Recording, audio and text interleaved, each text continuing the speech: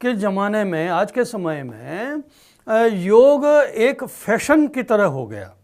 हम योग का प्रचलन तो बहुत हो रहा है, पर योग के प्रचलन के पीछे जो सिद्धांत पक्ष है सांख्य दर्शन का, या वो जैसे चित्तवृत्तियों का निरोध की बात है, या वो सिद्धांत पक्ष को हमने पीछे छोड़ दिया और मुख्य पक्ष ये ले लिया कि योग से हम अपने शरीर को स्वस्थ रखें। पर सच बात तो ये है, आप अगर शरीर को भी स्वस्थ रखना चाहते हैं तो मन को स्वस्थ तो आपको रखना होगा। अगर आपका मन स्वस्थ नहीं है तो शरीर भी स्वस्थ नहीं रहेगा। मन को भी स्वस्थ रखना है, और मन को स्वस्थ रखना है तो यम का पालन आवश्यक है, यम नियम का पालन आवश्यक है। इसलिए अष्टांग योग में उनका महत्व उतना ही महत्व है जितना कि आपके योगासनों का महत्व है।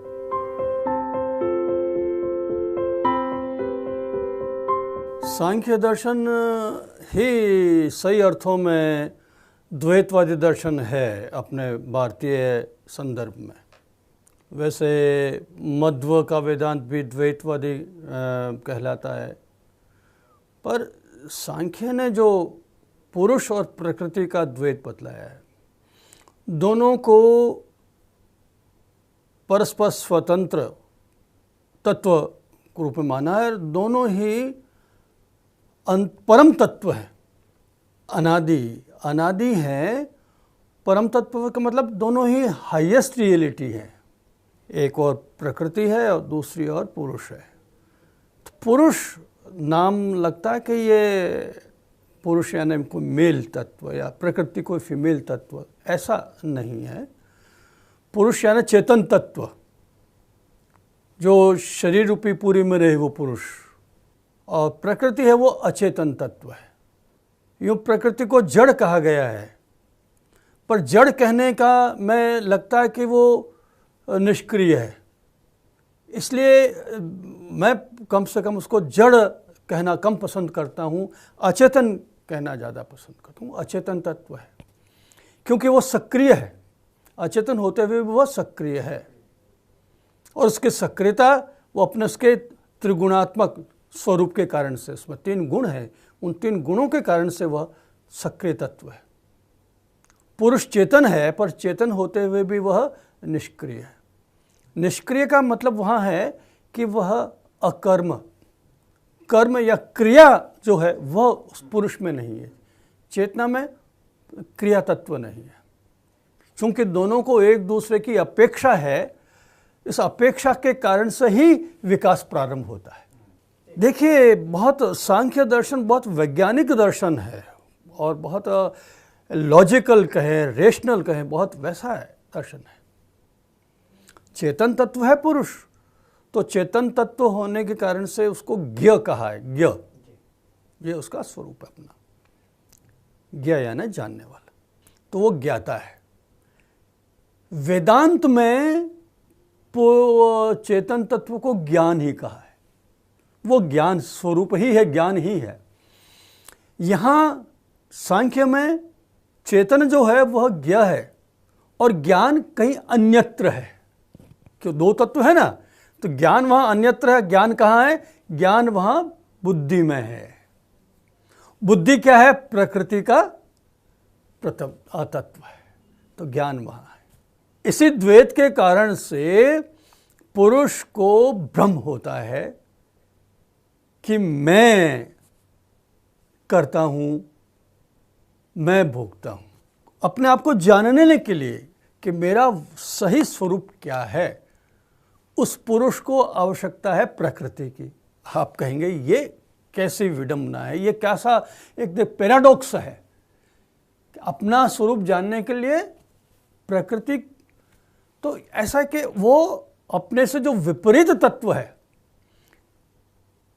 द्वंद्व है ना, तो द्वंद्व में आप दुख को नहीं जाने, सुख और दुख का द्वंद्व है, रात और दिन का द्वंद्व है, तो रात के अंधियारे को नहीं जाने तो प्रकाश कैसे जानेंगे कि प्रकाश क्या होता है।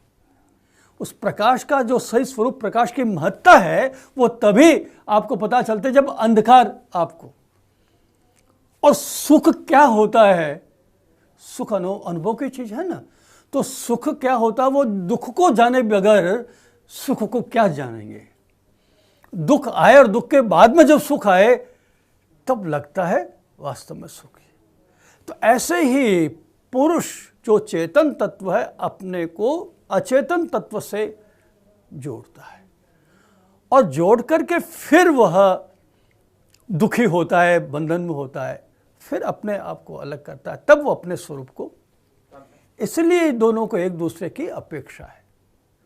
तो पुरुष तो मुक्त है, सांख्य मुक्त का है, तो उस मुक्त पुरुष को क्यों आवश्यकता पड़ी, इसलिए कि अपना स्वरूप प्रकृति के साथ में जोड़ करके और फिर वह उससे अलग करता। प्रकृति को क्यों आवश्यकता पड़ती है पुरुष की, वो अव्यक्त है, अपना स्वरूप, उसका मूल स्वरूप अव्यक्त है, अनमैनिफेस्ट है। सारी जो सृष्टि का है वो तत्व उसमें बीज रूप में विद्यमान रहता है। तो अव्यक्त को व्यक्त होने के लिए पुरुष की आवश्यकता है।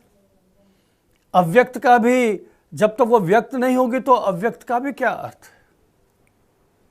तो उस अव्यक्त प्रकृति को प्रदर्शन, सांख्य में प्रदर्शन शब्द का प्रयोग किया, अपने को प्रदर्शित करना। प्रदर्शित करने का अर्थ है अपने को अव्यक्त से व्यक्त में आना।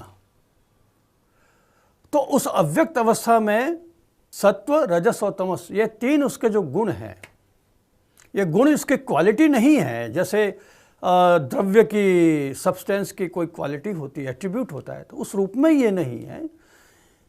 ये उसके स्वरूपगत तत्व हैं जो प्रकृति के स्वरूप को ही बनाने वाले, तो स्वरूपगत तत्व हैं, इसेंस, सार हैं। तो सत्व रूप में प्रकृति का प्रकाशन होता है, रजस रूप में प्रकृति वो चलायमान गति है, और तमस रूप में प्रकृति है वह अवरोधक है, रोकना है, अपने गति को रोकना। तो ये अव्यक्त अवस्था में सत्व, रजस, तमस तीनों ही अपने साम्य अवस्था में यानी सम अवस्था में रहते हैं, एक दूसरे पर प्रभावी नहीं होते। सत्व सत्व में, रजस रजस में, तमस तमस में, इनका परिवर्तन तो होता ही रहता है। प्रकृति निरंतर गतिशील है, निरंतर परिवर्तनशील है, पर जो प्रलय की अवस्था में परिवर्तन हो रहा है वो उसका स्वरूप परिवर्तन है, अर्थात अपने में ही, अव्यक्त अवस्था में ही उसका। तो सत्व का सत्व में, रजस का रजस में, तमस का तमस। यहां कोई प्रभावशाली नहीं है गुण, पर मुझे यहां लगता है कि यहां भी एक तत्व प्रभावशाली होना चाहिए, अन्यथा ये जो साम्यावस्था है ये नहीं रहे, वो कभी टूटेगी नहीं।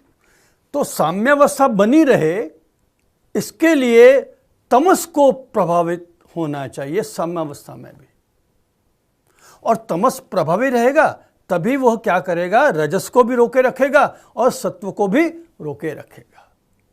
सत्व का प्रकाशन नहीं हो रहा और रजस का गति है वह अपने उसमें नहीं, इसलिए तमस को प्रभावशाली होना चाहिए। तो प्रभावशाली हो गया तमस, पर अव्यक्त अवस्था उसकी तमस की प्रभावशाली होने से बनी रहती है। तो साम्यावस्था वास्तव में परम साम्य नहीं है, क्योंकि तमस प्रभावशाली है, किंतु वह अव्यक्त अवस्था है और तमस के कारण से।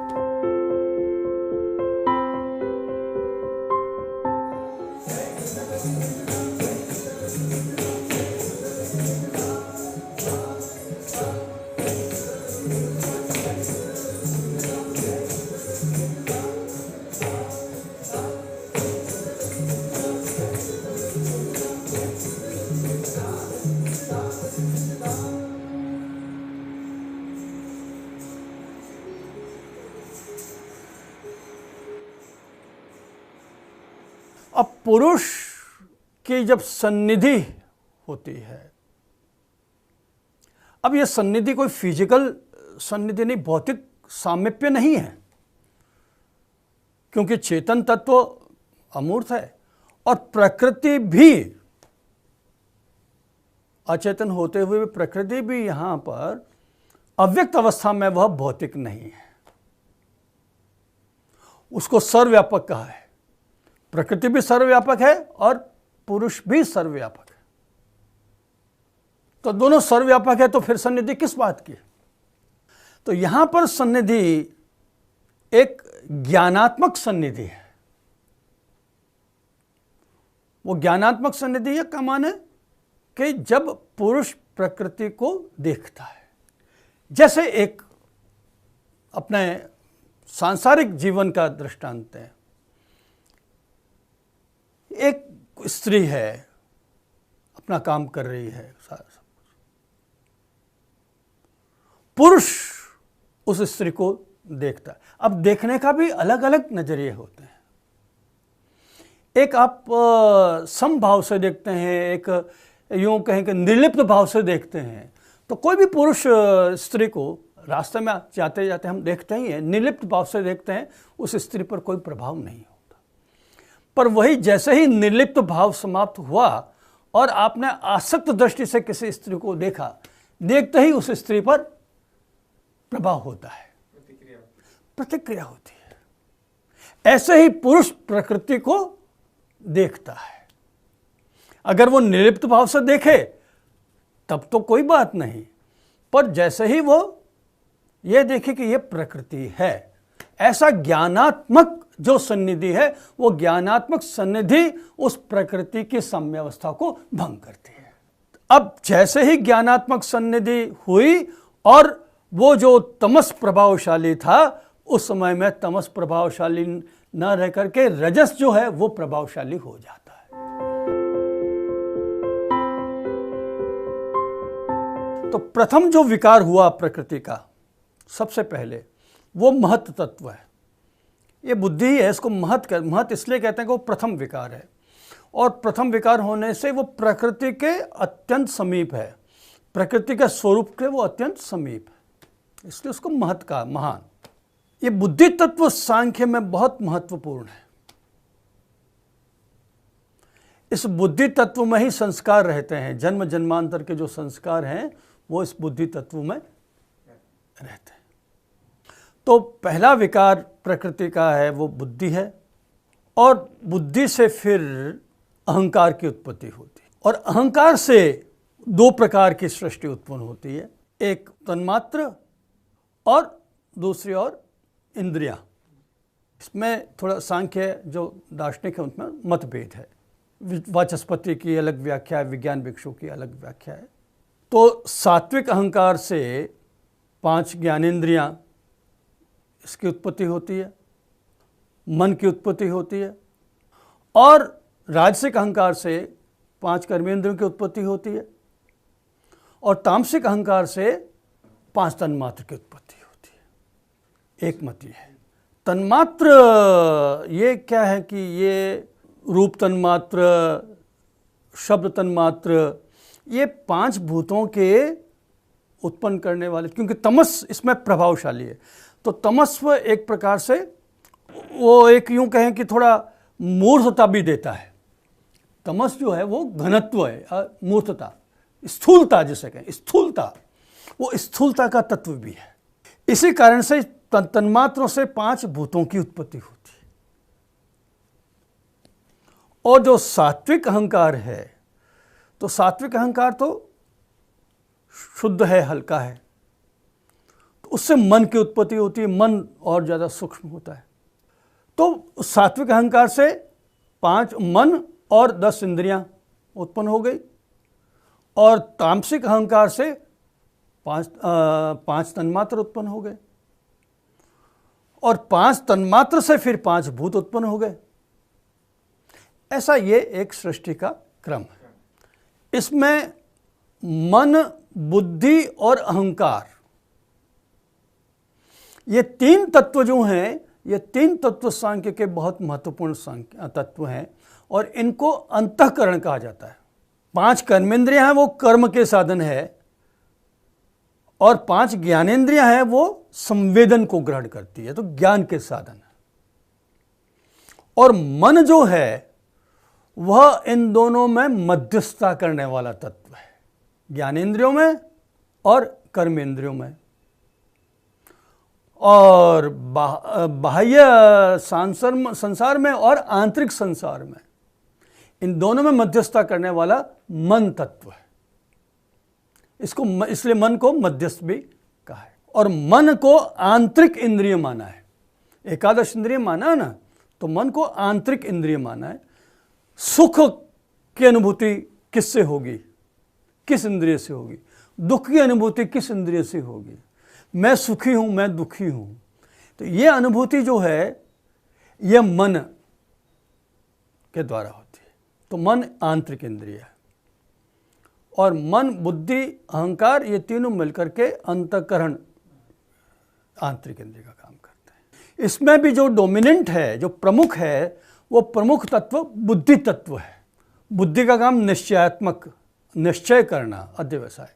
मन का काम संशय करना, ऐसा भी हो सकता है, वैसे भी हो सकता है। और अहंकार का काम है, अहंकार का मैं ऐसा कर रहा हूं, मैं सुखी हो रहा हूं, मैं दुखी हो रहा हूं, मैं वो कर रहा हूं। मैं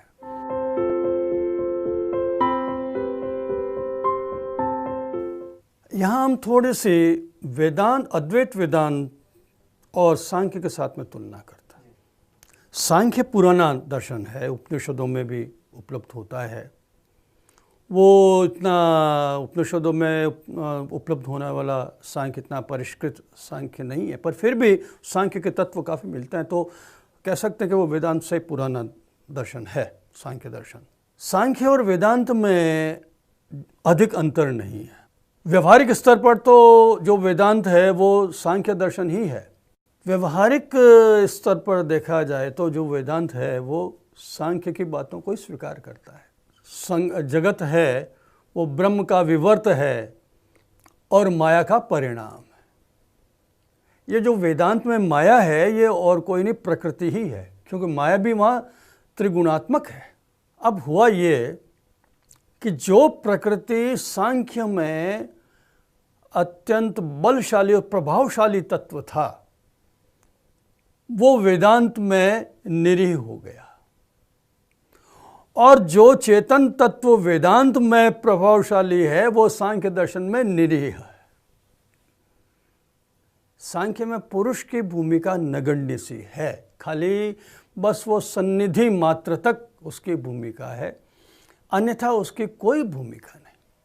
वहाँ जो कुछ भी है वो प्रकृति है। देखा जाए तो प्रकृति बहुत प्रभावशाली प्रमुख तत्व है सांख्य दर्शन में। ये सांख्य दर्शन की एक विशेषता है, वैशिष्ट्य है। और वेदांत में आते ही प्रकृति तत्व कमजोर हो जाता है, वो ब्रह्म की शक्ति, माया शक्ति के रूप में हो जाता है। गौण तत्व हो गया, प्रमुख तत्व वहां ब्रह्म तत्व है। चेतन तत्व वेदांत में प्रमुख तत्व है, जबकि सांख्य में देखा जाए तो अचेतन तत्व है वो प्रमुख तत्व है, क्योंकि सारा सृष्टि का विकास उसी से होता है और वो होने वाला वो परिणाम है उसका, और वो वास्तविक है। वेदांत में वो मिथ्या है, सांख्य में ये वास्तविक है। ये दोनों में एक अंतर देखा जाता है, और ये उसकी सांख्य का अपना वैशिष्ट्य है। चेतन तत्व वहाँ उसकी भूमिका, इसलिए उसको निष्क्रिय, वो निष्क्रिय उस रूप में भी।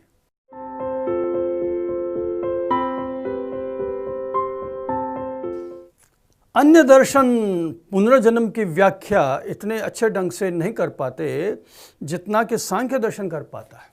सांख्य दर्शन एक सूक्ष्म शरीर को स्वीकार करता है, और उसके सांख्य दर्शन के सूक्ष्म शरीर की जो कल्पना है वो बहुत मौलिक कल्पना है और बहुत अच्छी तार्किक कल्पना है। बुद्धि से लेकर के 5 तन्मात्र तक जो 18 तत्व हैं, ये मिलकर के आपके सूक्ष्म शरीर बनाते हैं। इसमें इंद्रियां वो संवेदनाओं को ग्रहण करने वाला तत्व है, बुद्धि तत्व है वो निश्चय करने वाला तत्व है। तो जो भी कर्म होते हैं, स्थूल शरीर माध्यम है, स्थूल शरीर के माध्यम से सूक्ष्म शरीर करता है। सांख्य में जो ये कहा कि पुरुष करता नहीं है, वो ठीक कहा है। चेतन तत्व जो आत्मा जिसे कहें, वो वास्तव में करता नहीं है, क्योंकि उसके साथ पास में कोई कर्म का उपकरण ही नहीं है। तो जो कर्म के जो क्रिया के उपकरण है वो प्रकृति में है और वो सूक्ष्म शरीर में।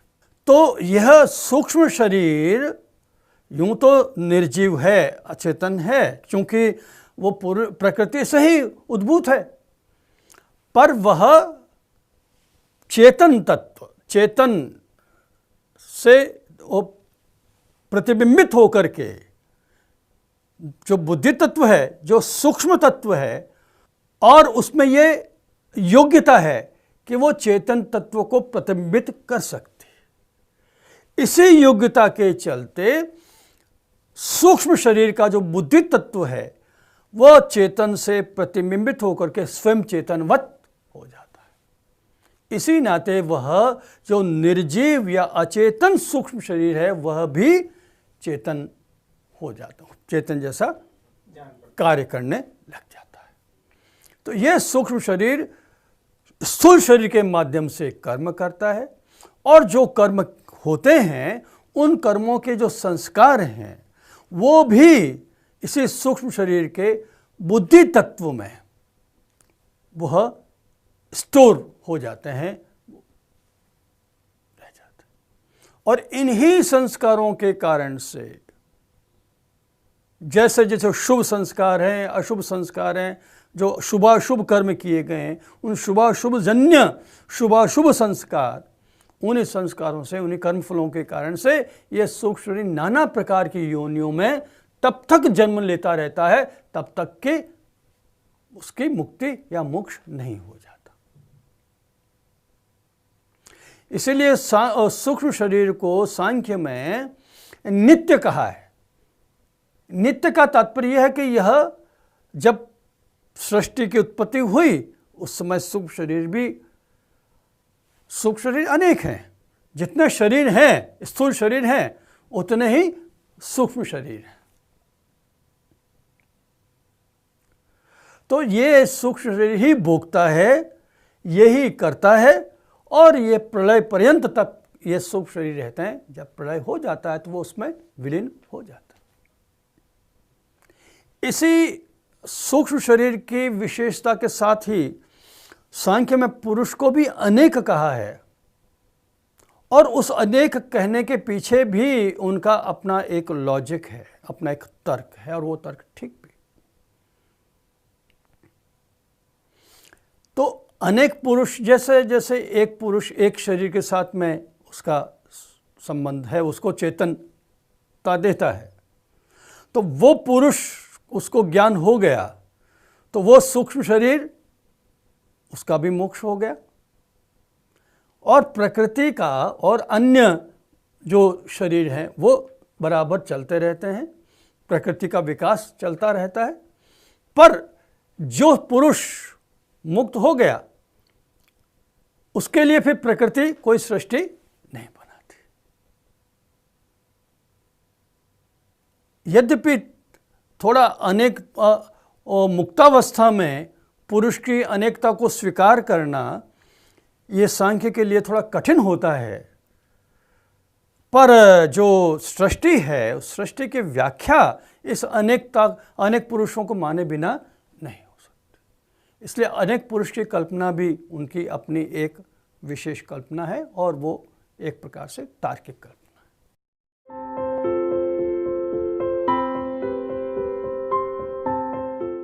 सांख्य मैंने कहा कि प्राचीन है, पर सांख्य भी कई प्रकार का सांख्य देखने में आता है। महाभारत में भी सांख्य है, और महाभारत में एक सांख्य है वो शांति पर्व में वो शेश्वर सांख्य है। 26 तत्व माने, उसमें ईश्वर को भी स्वीकार किया गया है। विज्ञान भिक्षु भी अपने जो सांख्य सूत्र में उसमें ईश्वर को कहीं न कहीं स्वीकार करते हैं। पर जो प्रामाणिक ग्रंथ है सांख्य दर्शन का, जिसे विद्वान लोग प्रामाणिक मानते हैं, और जब शास्त्रीय सांख्य की बात करते हैं तो वो उसी ग्रंथ की बात करते हैं। वो ईश्वर कृष्ण का है, सांख्यकारी का बहुत छोटा सा ग्रंथ है पर बड़ा महत्वपूर्ण ग्रंथ। उसमें ईश्वर को स्वीकार नहीं किया गया है।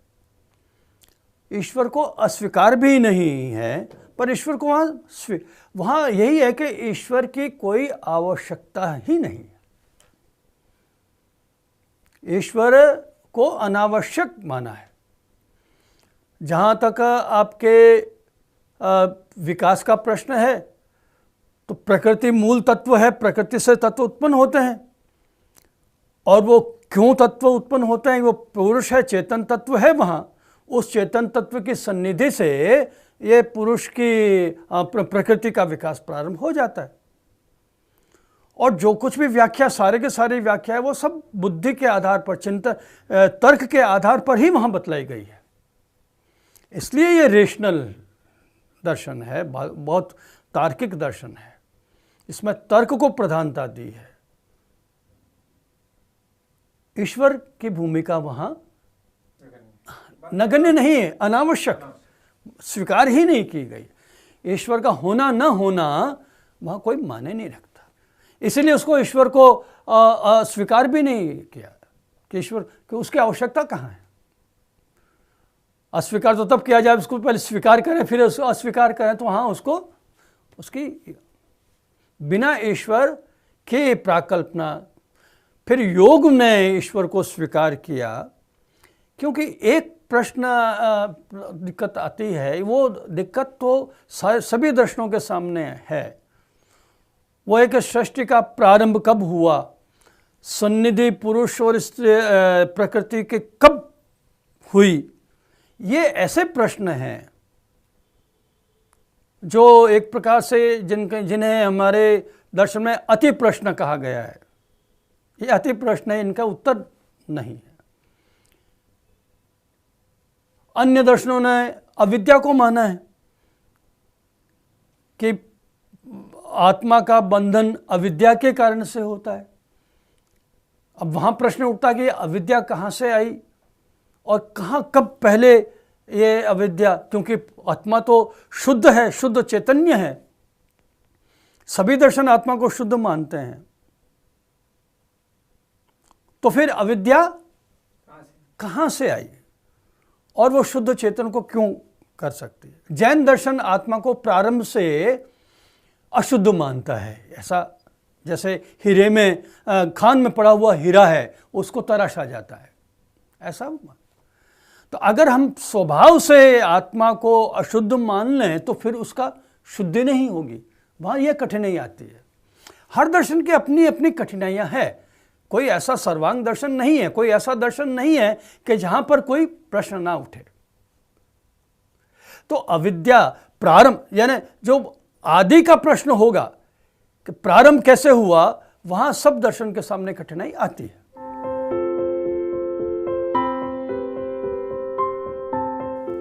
तो योग दर्शन ने पुरुष प्रकृति की सन्निधि की प्रारंभ बिंदु की समस्या को सुलझाने के लिए, और ये भी सुलझाने के लिए कि दोनों तो विपरीत तत्व हैं, तो विपरीत तत्व कैसे ये एक हो सकते हैं।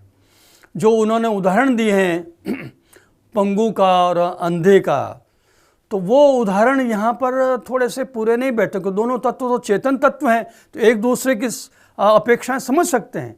यहाँ प्रकृति अचेतन तत्व है और पुरुष चेतन तत्व है, तो ये कैसे एक दूसरे की समझे। इसलिए योग दर्शन ने फिर ईश्वर को स्वीकार किया। पर योग दर्शन में जो ईश्वर तत्व है वो इतना शक्तिशाली ईश्वर नहीं है जो शेश्वर वेदांत का, जो बाद में वेदांत में जो विशिष्टाद्वैत वेदांत या अपने वल्लभाचार्य वेदांत में जो ईश्वर है, जो उसका जो ग्रेसफुल स्वरूप है, वो ग्रेसफुल और वो यहाँ योग दर्शन में नहीं है। योग दर्शन में ईश्वर है वो केवल मात्र एक परम पुरुष के रूप में है जो ध्यान का श्रेष्ठ विषय है और पुरुष प्रकृति के सन्निधि में सहायता करता है। बस ये इसलिए, यानी सांख्य दर्शन में चूंकि कठिनाई आई, उस कठिनाई से बचने के लिए, उसके उपाय के लिए योग में पतंजलि ने ईश्वर को मान लिया। तो सांख्य तो सिद्धांत देता है, एक सैद्धांतिक पक्ष है दर्शन का, और योग व्यवहारिक पक्ष है। दोनों में ही चित्त की भूमिका बहुत महत्वपूर्ण है। चित्त से ही बंधन है और चित्त से ही मुक्ति है। क्योंकि चित्त में बुद्धि तत्व, जैसे मैं बार बार कहता हूं, बुद्धि तत्व जो है वो महत्वपूर्ण तत्व है। बंधन मोक्ष जैसे सांख्य सूक्ष्म शरीर है, वही करता वही भोगता है, उसी का बंधन और उसी का ही मोक्ष है। चेतन तत्व वास्तव में बिल्कुल एक साक्षी है, वो सब कुछ ये देखता है, वो ज्ञ है, इसीलिए इसको ज्ञ कहा है, जो जानने वाला है, देखने वाला है। उस पर तो बंधन का उपचार होता है, प्रोजेक्शन होता है, उस पर आरोपण होता है। वास्तव में बंधन उसका पुरुष का नहीं, चेतन तत्व का नहीं है, चित्त तत्व बहुत महत्वपूर्ण है। ये मनोविज्ञान जैसे कहें तो योग मनोविज्ञान और इसी प्रकार से बौद्ध दर्शन, इसने भी इस अपने मनोविज्ञान पर बहुत बल दिया और बहुत उन्नत है, बौद्धों का भी और योग का भी। सभी दर्शन दुख को स्वीकार करते हैं, ये एक समान फैक्टर है सभी दर्शनों में। अगर एक तत्व देखा जाए तो दुख है, और दुख से निवृत्ति ये जीवन का लक्ष्य है। सभी दर्शन ये स्वीकार करते हैं, दुख है और दुख से निवृत्ति। अब उसके उपाय भिन्न भिन्न हो सकते हैं, पर मुख्य लक्ष्य ये है। तो चित्त जो है, चित्त की वृत्तियां, वृत्तियां का मतलब है चित्त का बदलना। तो 5 प्रकार की चित्त वृत्तियां हैं, 5 ही चित्त की भूमियां हैं। भूमियां यानी उसकी स्टेजेज, क्षिप्त, मूढ़, एकाग्र आदि, वो जो हैं 5 उसकी भूमियां हैं। और 5 क्लेश हैं। तो जो चित्त की वृत्तियां हैं, उन वृत्तियों के कारण से 5 प्रकार के क्लेश उत्पन्न होते हैं, अविद्या, अस्मिता आदि जो भी है। ये क्लेश दुख है। अब इन क्लेशों से मुक्ति प्राप्त करने के लिए चित्त की वृत्तियों का निरोध आवश्यक है। तो साधारण तरीके से चित्त, क्योंकि चित्त बड़ा चंचल है और नाना प्रकार के जन्म जन्मांतर कारण से उसके संस्कार इतने दृढ़ होते हैं कि वो आसानी से दूर नहीं हो सकते। तो चित्त का निरोध सरल नहीं है। बड़े बड़े ऋषि मुनि जो कई वर्षों तक बराबर तपस्या करते हैं, साधना करते हैं, अवसर आने पर उनका चित्त भी विचलित हो जाता है, डामाडोल हो जाता है, क्योंकि चित्त का अपना स्वभाव इस प्रकार का है। गीता में अर्जुन कृष्ण से कहते हैं कि आप कहते हैं कि भाई ये अभ्यास करना चाहिए, चित्त को नियंत्रण में करना चाहिए। अच्छी बात है, पर चित्त का नियंत्रण तो बहुत मुश्किल है। वायु का नियंत्रण और हाथी का नियंत्रण, इससे भी बलवती है यह चित्त। इसका नियंत्रण तो बहुत कैसे किया जाए, ये मेरे समझ में नहीं आता। ये अर्जुन का प्रश्न एक व्यक्ति के लिए, हमारे सांसारिक सभी मनुष्यों के लिए ये एक प्रश्न है वास्तव में, कि कैसे करें। तो कृष्ण ने कहा कि हाँ, तुम्हारा ये कहना सही है कि कठिन है, पर असंभव नहीं है, संभव है। और कैसे संभव है कि वो उन्होंने बताया कि वैराग्य और अभ्यास के द्वारा, दोनों ही साथ साथ बहुत जरूरी है। वैराग्य का होना भी आवश्यक है और अभ्यास का होना भी आवश्यक है। योग में भी यही बात कही है। तो वैराग्य का तात्पर्य क्या है? वैराग्य का तात्पर्य है कि इस जो भी हम संसार में रहते हैं, तो सांसारिक वस्तुओं के प्रति जब तक हमारा राग रहेगा, हमारी उनके प्रति इच्छाएं रहेंगी। राग रहता है तभी इच्छाएं होती है। देखिए, थोड़ा सा विचार करें तो हम इस बात को समझ सकते हैं। हर व्यक्ति की हर प्रकार की वस्तुओं के प्रति राग नहीं रहता, ऐसा यूं समझें इसको। और जिस व्यक्ति का जिस वस्तु के प्रति राग नहीं रहता, उसकी उसके प्रति कामना भी नहीं होती, और वो वस्तु उसको मिले ना मिले, उससे उसका कोई सरोकार भी नहीं रहता। यानी वो वस्तु न तो उसको सुखी करती है और न दुखी करती है। इस बात को यदि हम पकड़ लें कि जैसे हर व्यक्ति के मन में हर वस्तु के प्रति राग नहीं रहता और इसीलिए हर प्रकार की वस्तु हर सभ्य प्रत्येक व्यक्ति को सुखी और दुखी नहीं करती। तो ऐसे ही जिस वस्तु या व्यक्ति के प्रति राग है, यदि वह उस राग को हटाए तो वह वस्तु से फिर प्रभावित नहीं होगा। योग यही कहता है कि पहले हम अपना राग को हटाने की चेष्टा करें। वैराग्य जो अच्छा लगना है उस अच्छे लगने की प्रक्रिया में उपरामता लाएं, घृणा नहीं करें। देखिए, घृणा भी एक प्रकार का राग है। किसी एक के प्रति घृणा है तो दूसरे के प्रति राग है, तब घृणा हो रही है। और घृणा का भाव आएगा ना, तो घृणा का भाव हमें उस वस्तु को हटाने की चेष्टा में लगाएगा, हम उसको दूर रहें, तो वो भी हमें तनाव उत्पन्न करेगा। तो घृणा उपचार नहीं है, घृणा उपाय नहीं है, उपाय है उपरामता। इसीलिए राग जितना बंधन में डालता है, द्वेष उतना ही बंधन में डालने वाला है। तो राग और द्वेष, राग और घृणा दोनों से हट करके उपरामता लाने, बीच की उदासीनता, तो यह वैराग्य के द्वारा संभव है। वैराग्य से हम वस्तुओं के प्रति अपने मन में एक उपरामता का भाव लाएं, ना तो उनसे घृणा करें और न तो अभ्यास निरंतर हो, सतत हो, उसमें कहीं ढील नहीं हो, ये बहुत आवश्यक है।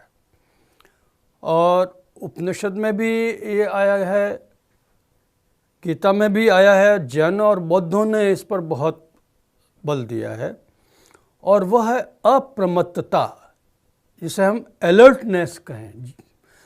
एकदम से हम अपने साधना के प्रति बराबर सजग रहें। एक मैं थोड़ा सा दृष्टांत देता हूँ, कैसे हम लोग प्रमत्ता कर लेते हैं या अप्रमत्ता कितनी बारीक है। हम कहीं लॉन पर बैठे, घास पर बैठे हैं, बातचीत कर रहे हैं आपस में, बात करते करते अचेतन रूप से हमारे हाथ जो हैं वो क्रिया करते रहते हैं, जैसे बात कर रहे हैं और घास को तोड़ रहे हैं, या और कुछ किसी को अनावश्यक रूप से कहीं कुछ उसे करते जाते हैं। ये आदत बन जाती है, ये प्रमत्तता है, ये प्रमाद है। हम सजग नहीं हैं, जाने अनजाने में हम हिंसा कर रहे हैं। तो अप्रमत्तता का अर्थ है कि आप अपने हर एक्टिविटी, हर गतिविधि पर आप सजग रहें कि ये भी जो गतिविधि है आपकी कहीं डिविएट नहीं हो रही, आपके साधना से कहीं अलग नहीं हटा रही है। इतनी सजगता जब होती है तब हमारा अभ्यास सतत होता है और सफल होता है। सजगता बहुत जरूरी है हमारी साधना में। तो ये वैराग्य और अभ्यास से चित्त वृत्तियों का निरोध होता है। अब चित्त वृत्तियों का निरोध का तात्पर्य यहां यह है कि चित्त तो है तो उसकी वृत्ति तो रहेगी, पर उसकी वृत्ति में हम बिल्कुल अप्रभावित रहेंगे। यह निरोध है। निरोध का तात्पर्य है कि चित्त वृत्तियों में अप्रभावित रहना। सुख है तो सुख में उत्साहित नहीं होना, दुख है तो दुख में हताश नहीं होना, सुख दुख में समभाव रहना। वृत्ति निरोध का मतलब समत्व को लाना। जो विरोधी है उस विरोधियों में भी बिल्कुल समभाव रहना। यह समभाव ही निरोध है, और इसके लिए बराबर ये योग की बात कही जाती है।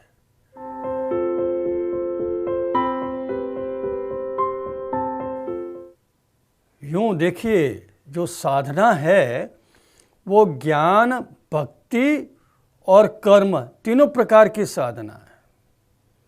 योगाभ्यास कर्म में, क्रिया योग एक प्रकार से उसमें आता है। तो मनुष्य व्यक्ति के अलग अलग स्वभाव हैं। ये योग सबके लिए अनुकूल हो यह आवश्यक नहीं है। योगाभ्यास हर कोई करे यह आवश्यक नहीं है। समाधि हर कोई लगाए ऐसा संभव भी नहीं है। तो क्या मोक्ष की प्राप्ति हर व्यक्ति नहीं कर सकता? ऐसा नहीं है। कुछ लोग ज्ञान प्रधान होते हैं। अब कबीर हैं जैसे, वो ज्ञानी व्यक्ति थे। अब कबीर को अब जैसा ज्ञान हो गया कि वास्तव में क्या सार्थक है क्या निरर्थक है, उसके लिए फिर कोई अभ्यास की आवश्यकता नहीं। गीता में भी कहा गया, ज्ञान का माने आपने जान लिया कि आपका स्वरूप वास्तव में क्या है, और उस जानने के बाद में आपकी तृष्णा समाप्त हो गई। फिर आपको संसार में शरीर है, रहते हैं, और उस शरीर की निर्वाह के लिए जो कुछ जरूरी है वो आपने उसका उपभोग किया। राग नहीं है उन वस्तुओं के प्रति, पर आवश्यक है इसलिए उसका उपयोग किया। कबीर ऐसे ही थे, वो ज्ञानी हो गए, अब उनको किसी की आवश्यकता नहीं। तो ज्ञान मार्ग जो ऐसे स्वभाव वाले हैं, जो जिनका ज्ञान की ओर रुझान ज़्यादा जाता है, वो उनके लिए ज्ञान मार्ग का है। कर्म योगियों के लिए कर्म का मार्ग है। और दोनों मार्गों के लिए जो उपयुक्त नहीं होते, अपने आप के स्वभाव को उपयुक्त नहीं मानते, उनके लिए भक्ति है। ईश्वर की भक्ति, सर्वधर्मान् परित्यज्य मामेकं शरणं व्रज अहम त्वं सर्व पापेभ्यो मोक्षयिष्यामि। एक बहुत बड़ा आश्वासन, बहुत बड़ा एक प्रकार से वो दे दिया कि तू सब मैंने बता दिया, फिर भी तेरे दिमाग में कुछ बात नहीं बनती है, कुछ नहीं कर पाता, तू सबको छोड़ दे। ये सारा कहने के बाद में ये कहा कि सबको छोड़ दे। बहुत बड़ी बात कही है, बहुत बड़ी बात कही। और छोड़ करके तू एक मेरी शरण को ग्रहण कर ले। कुछ न कुछ तो करना तो पड़ेगा। तो आप ईश्वर की शरण में चले जाएं। जैसे बिल्ली का बच्चा है, वो कुछ भी नहीं करता, जो कुछ करना होता उसकी माँ करती है। जो पहने दांत, जिन पहने दांतों से वो चूहे को उसको विदीर्ण कर देती है, उन्हीं दांतों से वो बिल्ली वो बहुत कोमलता से उसकी गर्दन को पकड़ करके, कहते हैं कि वो जब तक बड़े नहीं होते 7 घर ले जाती है। अब 7 घर ले जाती है, कितने ले जाती है एक अलग बात है, पर यह सही है कि वह उसकी सुरक्षा का पूरा ध्यान रखते हुए उसको अलग अलग स्थान पर ले जाती है। बिल्ली का बच्चा पूरी तरह से वह अपनी मां पर निर्भर है। ऐसे ही आप ईश्वर की शरणागति को ग्रहण कर लें। यह अकर्मण्यता नहीं है। कोई ये कहे अकर्मण्यता नहीं है। यहां आपने अपने आप को छोड़ दिया। किस पर छोड़ दिया? ईश्वर पर छोड़ दिया। और यहां तक कि आप अपने जीवन पर भी ये कहेंगे नहीं मैं तो ईश्वर है वो सब कुछ कर। जब इतना विश्वास यदि हो जाता है तो ये भी सच मानिए कि फिर जो कुछ करना है वो योगक्षेम का वहन ईश्वर करता है, वो सारा सब करता है। तो ऐसी प्रपत्ति, ऐसी भक्ति भी एक साधन है ईश्वर का। कीर्तन भी साधन है। भजन कीर्तन, आप अपने आप को ईश्वर में गाएं और तल्लीन होकर के गाएं, भजन गाएं, भजन कीर्तन करें। उसमें आप सारा संसार से, आप वस्तुओं से आप हट जाएंगे।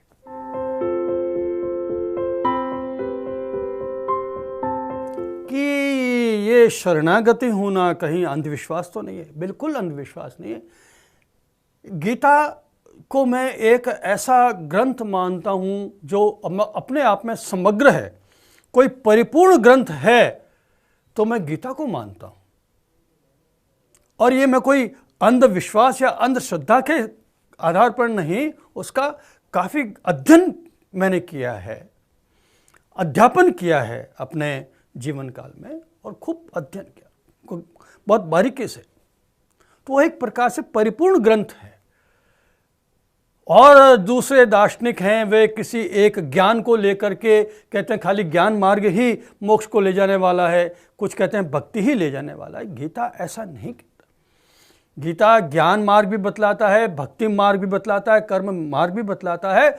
और ये भी गीता में कहा गया है कि ये तीनों परस्पर एक दूसरे के पूरक हैं और किसी एक मार्ग पर चलें वो प्रमुख मार्ग होगा, दोनों दूसरे मार्ग हैं उसकी सहायता करेंगे, दोनों सहायक होंगे। तो ज्ञान मार्ग का आपने चयन किया तो केवल ज्ञान मार्ग भक्ति और कर्म से रहित होकर के ज्ञान मार्ग कुछ नहीं कर पाएगा। वो ज्ञान चक्षु हैं, कर्म उसके पांव हैं, कर्म ज्ञान के पांव हैं। और भक्ति जो है वह श्रद्धा है, बिना श्रद्धा के ज्ञान नहीं मिलता, श्रद्धा होगी तभी ज्ञान प्राप्त होगा। तो ज्ञान आपने उसको प्रमुख बनाया, ज्ञान मार्ग में आपका चयन किया, तो भक्ति और कर्म आपके सहायक रूप में वहां रहेंगे। और भक्ति को आपने प्रमुख बतलाया, मार्ग अपना चयन किया है, तो ज्ञान आपको अंधश्रद्धा होने से बचाएगा। भक्ति अंधश्रद्धा न हो, ये काम ज्ञान का है। और कर्म जो है वो भक्त को अकर्मण्य नहीं होने देगी। कर्म वहां होगा, कर्म किसके लिए होगा? दूसरों के लिए कर्म होगा, परोपकार के लिए कर्म होगा, कर्म तो होगा ही होगा। तो ये तीनों जो मार्ग हैं, प्रमुखता किसी एक मार्ग की हो आवश्यक है, आवश्यक है, वो अपने अपने स्वभाव के कारण से। और वो स्वभाव और कोई दूसरा नहीं जान सकता, व्यक्ति स्वयं ही अपना स्वभाव अच्छी तरह से जानता है। तो अपने स्वभाव के कारण से उसके स्वभाव को कौन सा मार्ग अनुकूल रहता है, उस दृष्टि से वह अपने उस मार्ग को चुनता है, और दूसरे मार्ग वो उसके सहायता के रूप में रहते हैं। तो भक्ति कभी भी अंधश्रद्धा नहीं है। ज्ञान भक्ति की पुष्टि करता रहता है, उसका पोषण करता है ज्ञान। और ज्ञान जब परिपक्व हो जाता है तब वह परिपक्व ज्ञान फिर ईश्वर की भक्ति में परिणत हो जाता है, और परिपक्व भक्ति ज्ञान होती है। तो परिपक्वता में ये सब एक